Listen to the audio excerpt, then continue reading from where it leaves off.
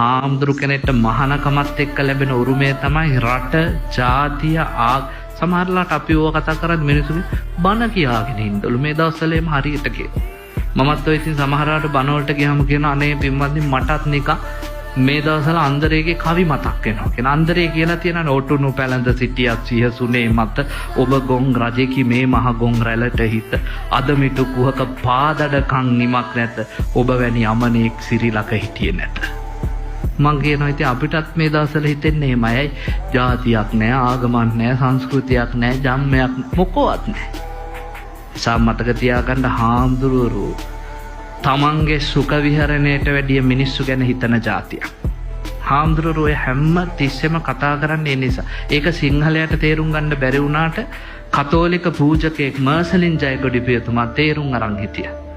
එතුමා ස්වර්ගස්ත වෙන දවසේ දිනපොතේ ලියපු අවසාන කවිය ඔයත් කියවලා බලන්න. ඇත්තක් ඇති හැටියට කිව යුත්තේ සිවුරෙහි හෙළයේ අනුපන ඇත්තේ.